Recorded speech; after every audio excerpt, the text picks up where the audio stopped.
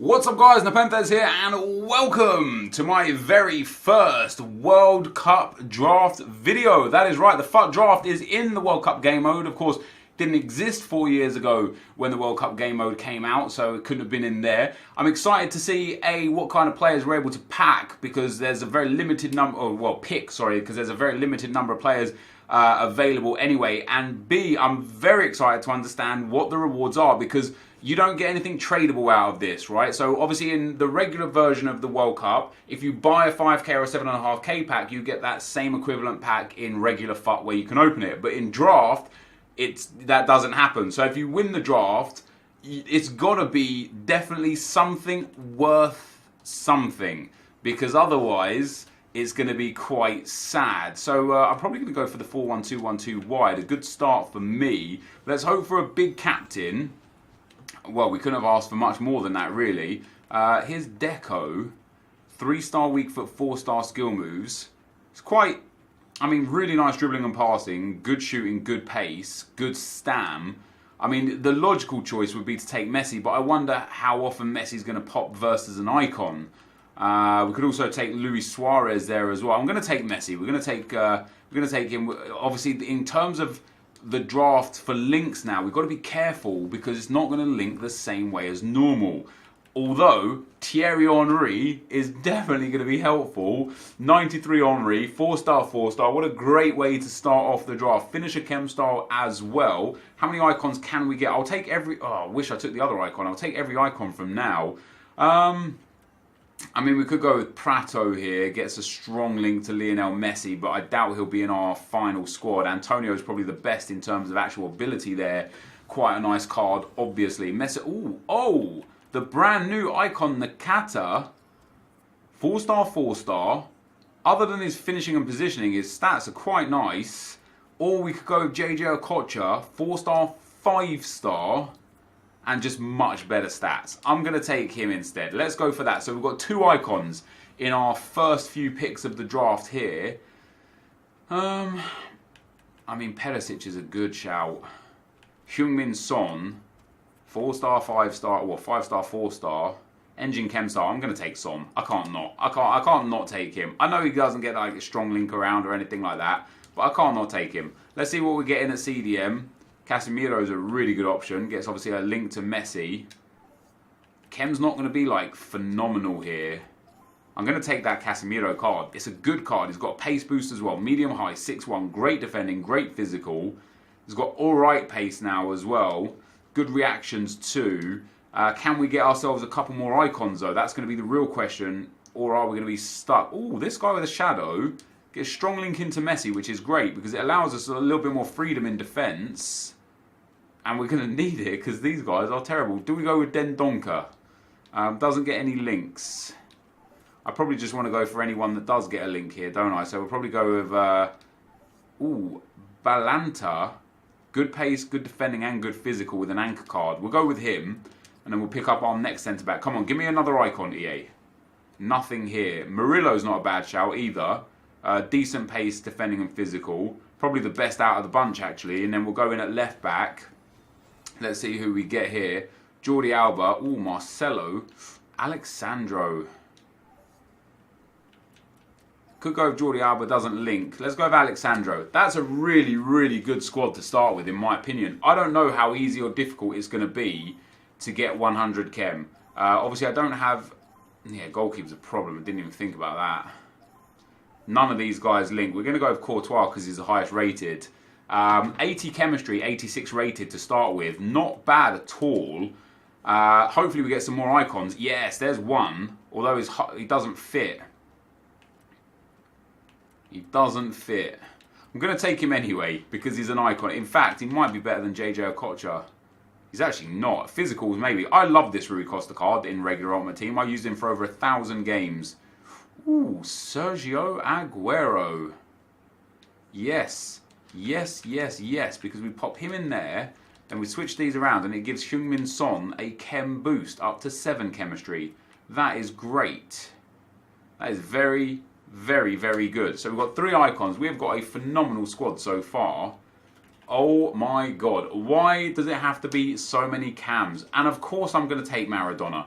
How could I not? That's now 4 icons, 3 cams. 3 cams. What do we get next? Ooh, Fernandez is a good option. I wish I took Jordi Alba now. I should have had the foresight. I can take Tyson. Obviously, for chemistry reasons, that would be perfect. It would just complete the team. And for that reason, I'm going to take him. I'm going to go and complete this team for chemistry. That puts us up to 99 chem, 88 rated already. Humongous pools. We're going to need a better goalkeeper. Oh, man. I mean, give me Neymar. Look at this attack. Look at this squad. My defence is pretty weak. But that attack is absolutely outrageous. I need a big goalkeeper here. I need someone that's going to work for me. Oh, EA, you're just gifting me. He looks like Casillas so much. Holy moly. And there, guys, unless we get some really good centre-backs, some David Luiz or something like that. Oh. I could take Dani Alves and improve that right back. I really, really wish I took Jordi Alba now. I'm going to take Dani Alves and we're going to upgrade the right back slot. That might be a mistake in hindsight. You know, I haven't got the greatest centre-backs. Again, I could have taken... if I had Alves and Ramos, my defence would be perfect right now. It's my bad. It's my fault. You know, in hindsight, obviously I can't look back and think what could have been. We'll take Lukaku there. This draft is good. Oh, man. Oh, my God. Have we actually just got Lothar Matthäus? That's 5 icons now. And, of course, I'm going to put Lothar in instead of Casemiro. Why wouldn't I? 5 icons. Unbelievable. Let's go for Isco for the rating. And then, last but not least, we'll take Corona for the rating. I mean, we have got some serious players in this draft. And we are going to be this might even be a 190 squad as well. Let's get Heung-min Son on as a sub as well. So it's going to be a 189. We're going to take Tyson for... Oh, no, I'm going to keep Fernandez actually on the bench. Because I want a defender on the bench, really. Because Balanta and Murillo, not ideal. Specifically, Balanta. Murillo's okay, actually. But Balanta might have to be subbed out. But yeah, guys, what a squad. Henry, Aguero, Maradona, Neymar, Messi, and Matthias, Alex Sandro, Dani Alves, and Alisson. The weakest spots for us is Murillo and Balanta. We then have on the bench JJ Okocha, Costa, Casemiro, Isco, Son, Fernandez, and Courtois. What a squad. What an absolutely incredible squad. And then we take the South American manager. We get a 189.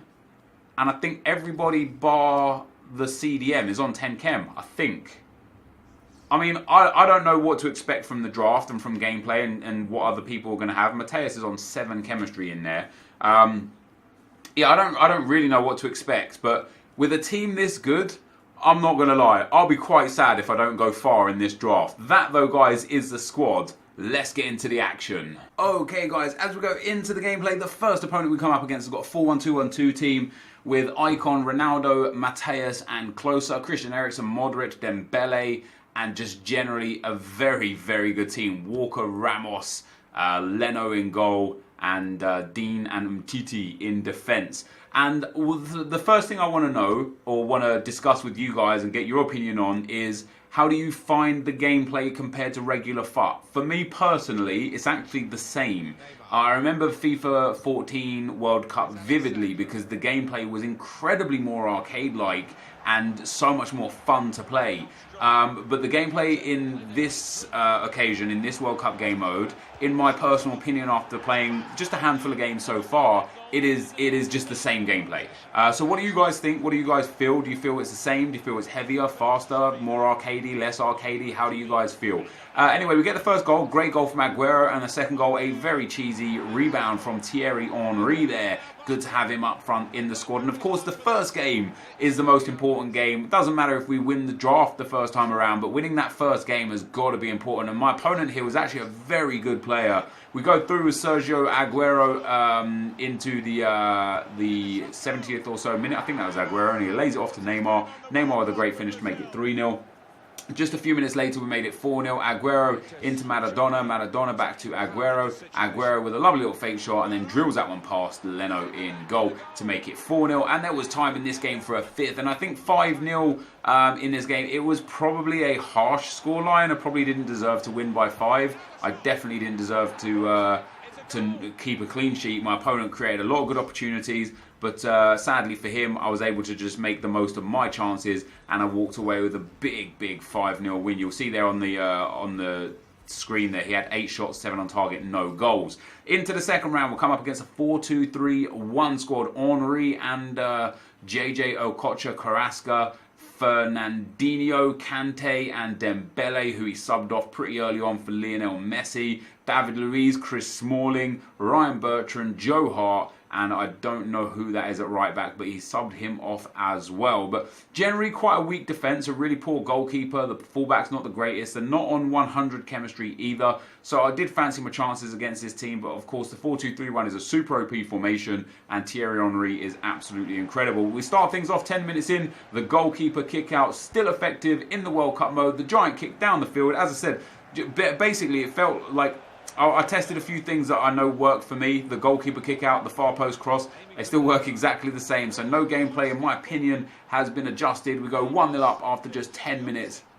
My opponent then got his subs on, but it didn't make any difference. We leading out from the back here, Murillo to Sandro, Sandro into Neymar, Neymar into Maradona, Maradona plays it through to Aguero to Henry, quick passing through to Neymar, and he slots that one past Joe Hart and into the bottom right hand corner to make it 2-0 after just 17 minutes. And the third goal came less than 25 minutes or 25 minutes or so into the game. Neymar cuts inside to Maradona, Maradona into Thierry Henry, Henry into Kun Aguero, Aguero back to Henry, Henry with a finesse of dreams just like Henry of old.